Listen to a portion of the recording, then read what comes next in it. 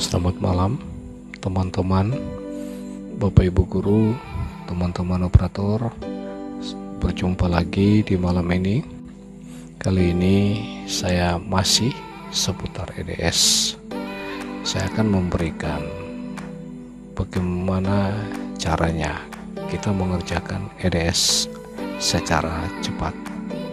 Tutorial saya sebelumnya sudah saya terangkan bagaimana cara mengerjakan Konsinyur Pemetaan Mutu 2020 jenjang sekolah dasar.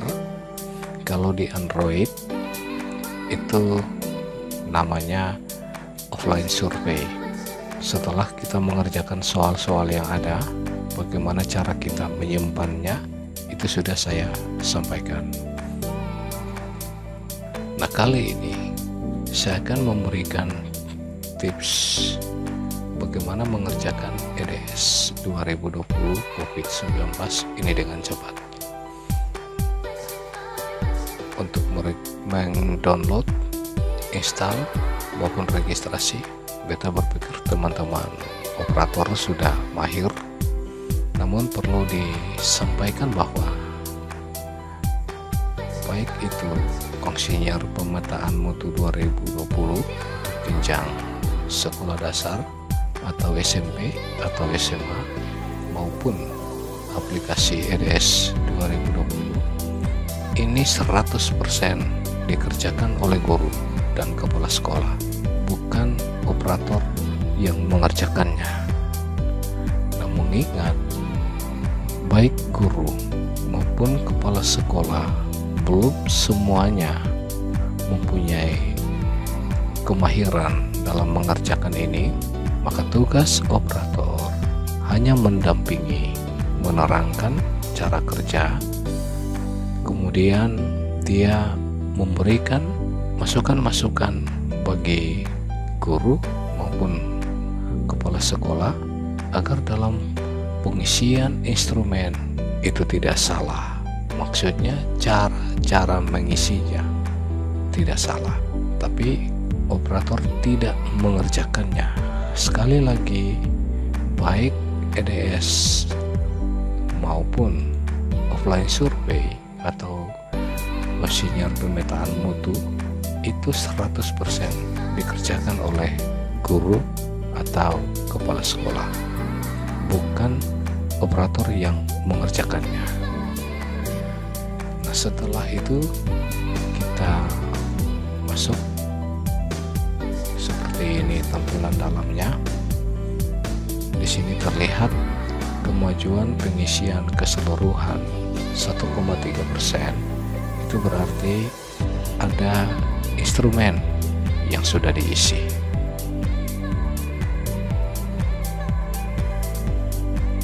Di sini saya mempunyai satu temuan. Bagaimana caranya kita mengerjakan konsinyur ini secara cepat, tidak mempergunakan upload file instrumen, namun ada cara supaya bisa kerja dengan cepat. Ada satu aplikasi yang membantu teman-teman untuk mengerjakannya. Saya kasih contoh di sini. Saya tukar pengguna dulu. Tukar pengguna. Saya pilih di sini misalnya ini responden. Saya klik, kemudian level. Nah, kalau nama PTK yang kita pilih belum tampil di sini, kita refresh. Nah, seperti ini tampilannya. Nah, kita lihat konsinyurnya masih 0%. Itu berarti belum terisi keseluruhannya.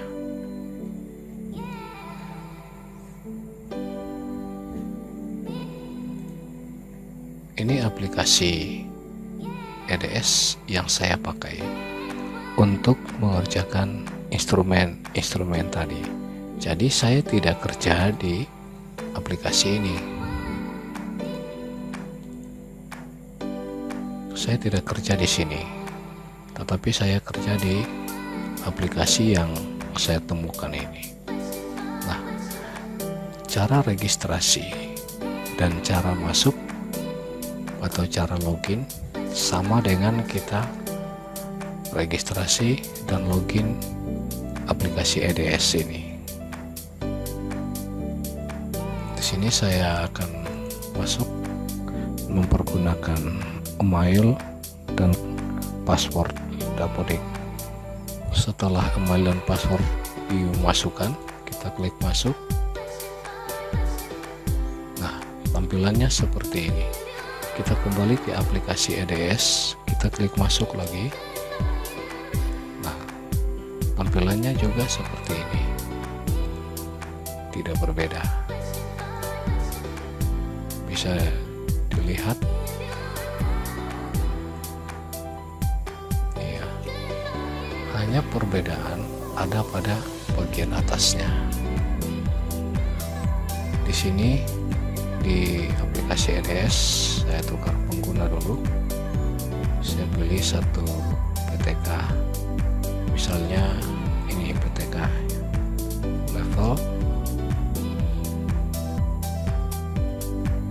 Nah, refresh lagi untuk PTK tersebut. Nah, ini tampilan PTK nya, kita lihat konsinyernya dari A sampai E masih 0. Coba kita hitung rekap kemajuan, apakah ada isi instrumen yang sudah pernah dijawab atau diisi sebelumnya masih tetap 0. Kita kembali ke aplikasi pembantu, kita bisa tukar pengguna juga. Di sini harus pakai tukar pengguna.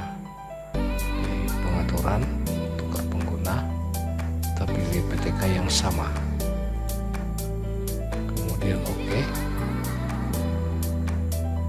kemudian OK lagi. Nah, kita lihat konsinyernya, isi konsinyer, kita hitung rekap kemajuan, apakah masih 0 seperti aplikasi EDS yang sebenarnya?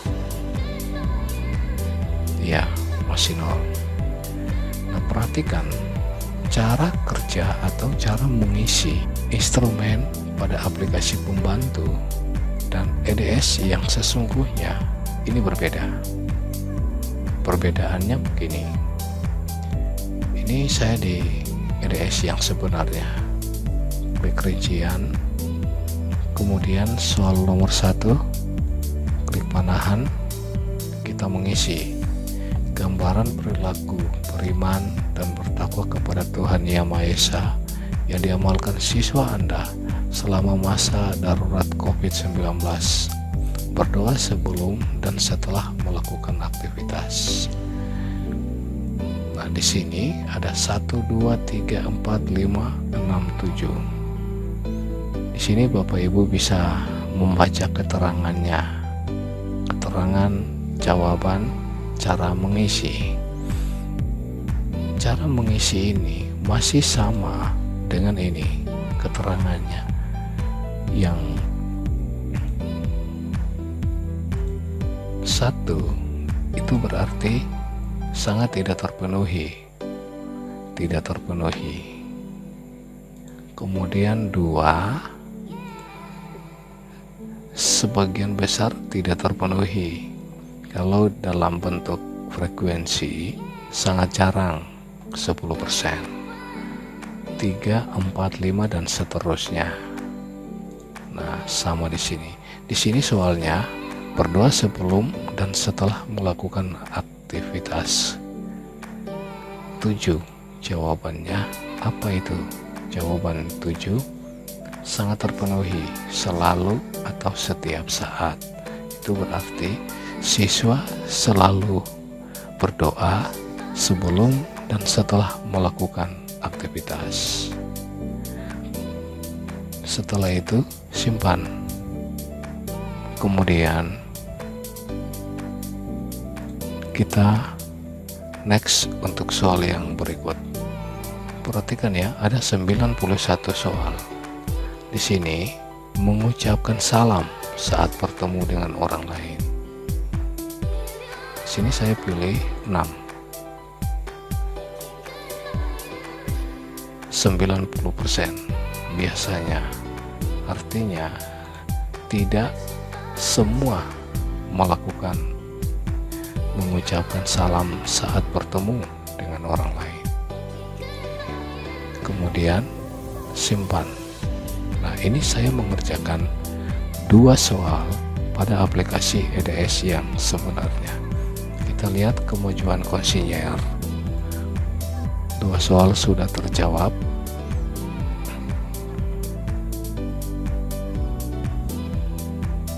Nah, sudah maju, sudah menjadi 3%. 2 soal sudah terjawab dari 91 soal. Kita ke aplikasi pembantu, kita hitung lagi rekap kemajuan, apakah dia menerima 2 soal yang sudah kita kerjakan tadi.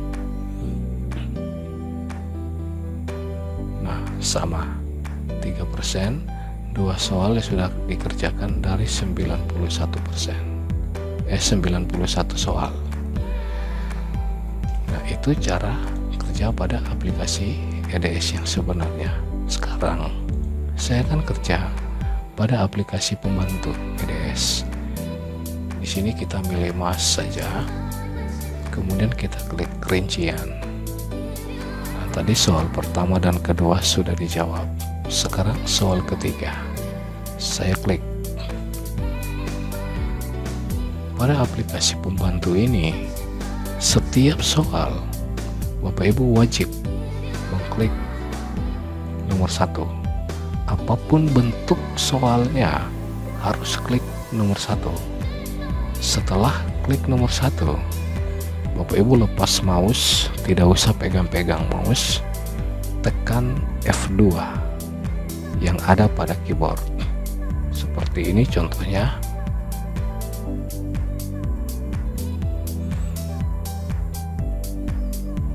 Nah, Bapak Ibu perhatikan,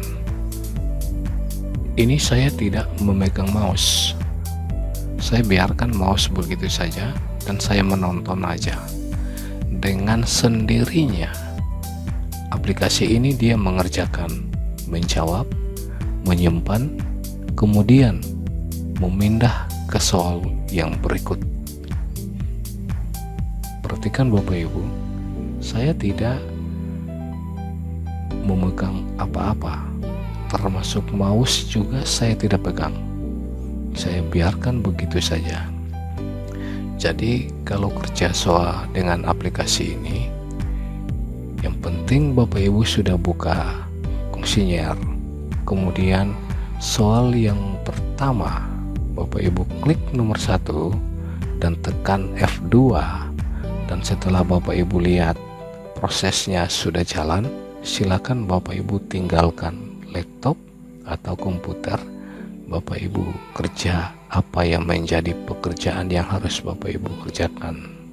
Nanti Bapak Ibu kembali 91 soal ini pada kompetensi lulusan sudah dijawab keseluruhannya oleh aplikasi pembantu ini. Tinggal Bapak Ibu cross check saja. Kadang-kadang juga bisa terlewatkan 1, 2, atau 3 soal. Nah, ini saya biarkan saja sampai 91 soal ini terjawab dengan sendirinya. Saya temukan sebuah aplikasi pembantu ini sangat membantu sekali dalam melaksanakan pekerjaan ini. Jika kita mempergunakan aplikasi ini, maka bisa 1 hari dari poin A sampai poin E itu bisa terjawab 100% untuk guru. Sementara untuk kepala sekolah dari A sampai H 100% bisa terjawab.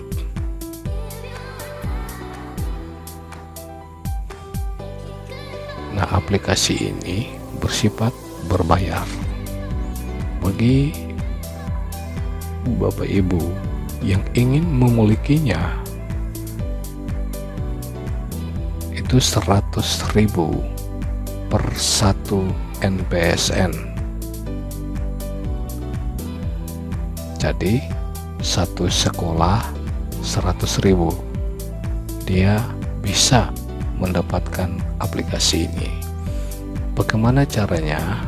Langsung ke saya dan saya akan memasukkannya ke laptop yang di dalamnya terisi EDS dan Dapodik. Karena tanpa Dapodik, EDS tidak bisa diinstal masuk, karena semua PTK itu ditarik dari Dapodik. Jadi jika Bapak Ibu ingin memiliki aplikasi ini, harganya 100.000 per NPSN.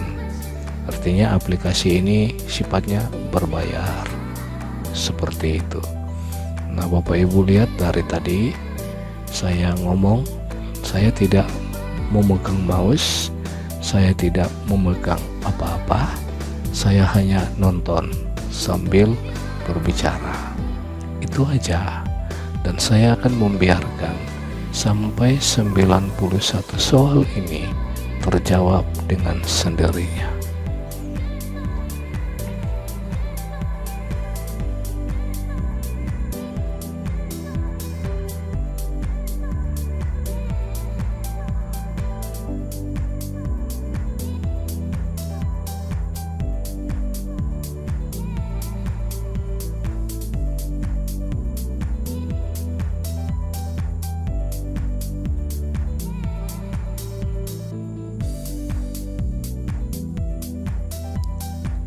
Sudah 61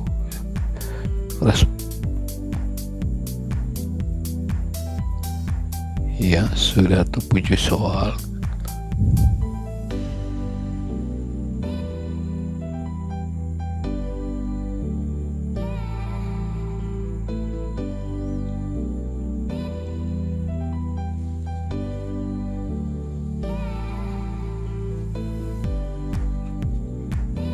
Sudah 72 soal yang sudah dikerjakan, masuk ke 73.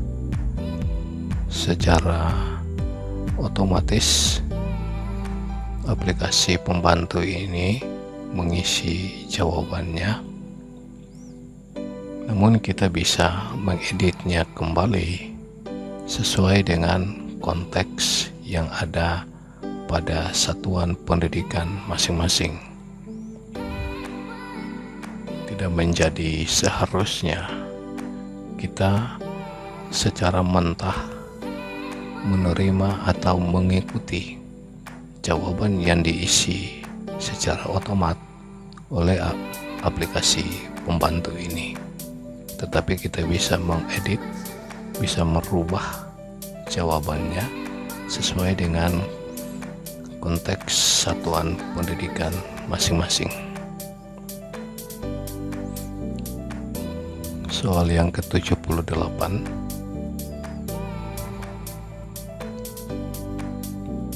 dan seterusnya nanti sampai ke 91.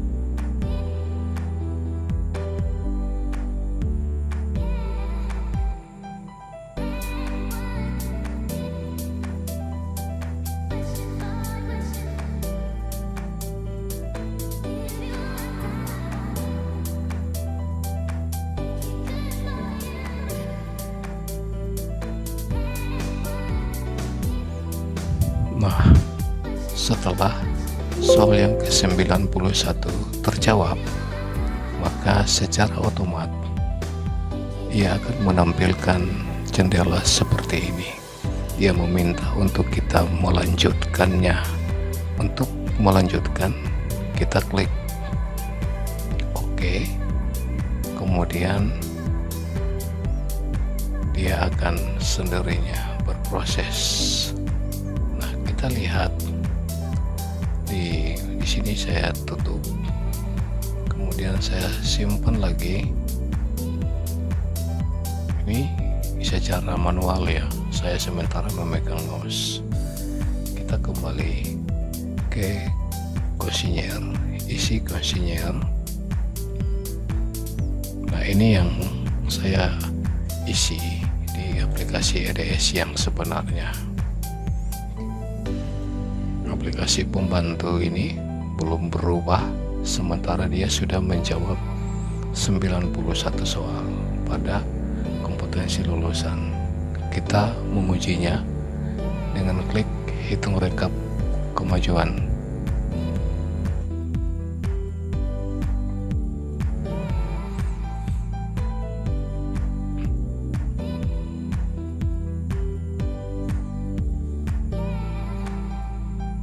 Nah,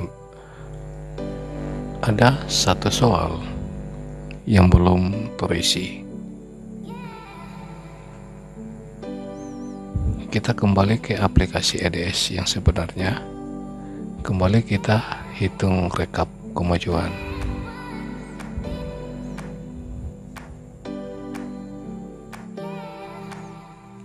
Nah, sama dengan aplikasi pembantu, 90 soal dari 91 soal sudah terjawab. Aplikasi EDS yang sebenarnya juga 90 soal dari 91 soal sudah terjawab. Nah, untuk menjawab soal yang ke 90,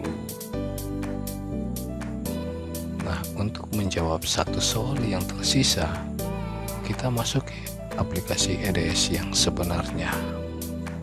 Kita klik rincian, kemudian kita cari soal nomor berapa yang belum terjawab. Kita mengisi atau menjawabnya pada aplikasi EDS yang sebenarnya. Ini satu soalnya. Kita klik di sini.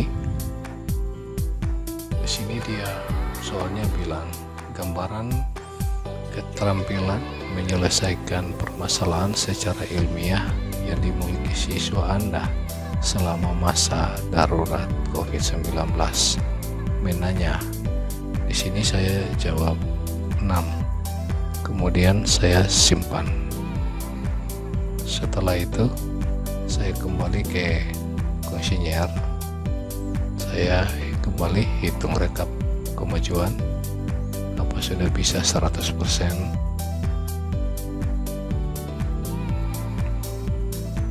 Nah, 100%.